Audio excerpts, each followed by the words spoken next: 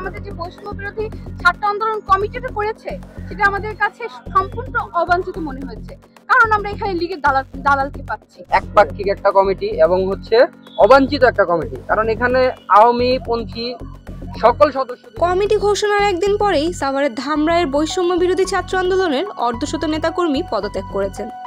নতুন ঘোষিত কমিটির মুখ্য সংগঠক ও যুগ্ম সদস্য সচিব সহ অন্যান্য নেতাকর্মীরা একযোগে পদত্যাগ করেন।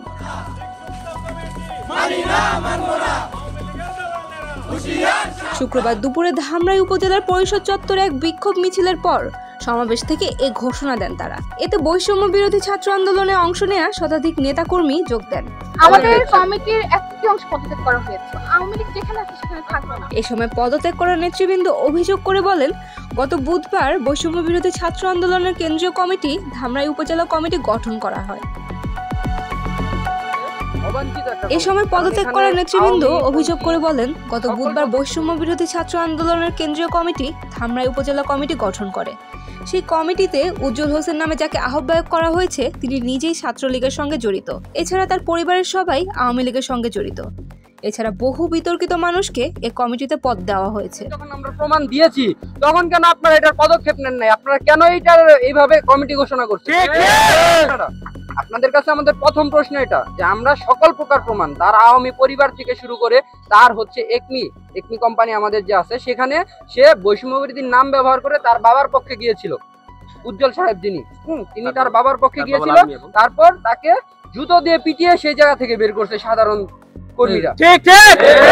আমাদের মুক্তিযুদ্ধের চেতনা কিন্তু 21শে ফেব্রুয়ারি দিয়ে শুরু হয়েছিল। আমরা যদি আমাদের এই চেতনাকে বাঁচিয়ে আমরা আজকে জুলাইয়ে এসেছি। জুলাইয়ে আমরা তো আন্দোলন করেছি, প্রচুর কষ্ট করেছি।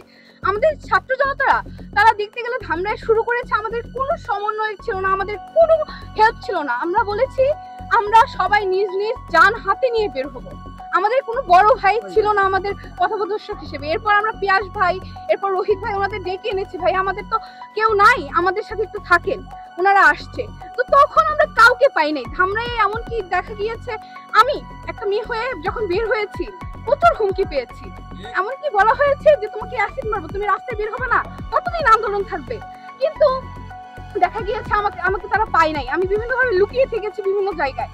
তো এরপরে যখন আমরা এত কষ্ট করে আন্দোলনটা করেছি, আমাদের ভাইয়ের রক্তের উপর দাঁড়িয়ে যখন কেউ আওয়ামী লীগ যখন এই সমন্বয় হিসেবে দাঁড়াবে, তখন কি আমরা সেটা সহ্য করবো? এর আগে কমিটি ঘোষণা হওয়ার পরপরই প্রতিবাদ জানান বৈষম্য বিরোধী ছাত্র আন্দোলনের নেতাকর্মীরা, দেন পদত্যাগের ঘোষণাও। ফেসবুকে এই কমিটি নিয়ে নিন্দাও জানান তারা। এর আগে কমিটি ঘোষণা হওয়ার পরপরই প্রতিবাদ জানান বৈষম্য বিরোধী ছাত্র আন্দোলনের নেতাকর্মীরা, দেন পদত্যাগের ঘোষণাও। ফেসবুকে এই কমিটি নিয়ে নিন্দাও জানান তারা। Saim Akter, Daily Sun.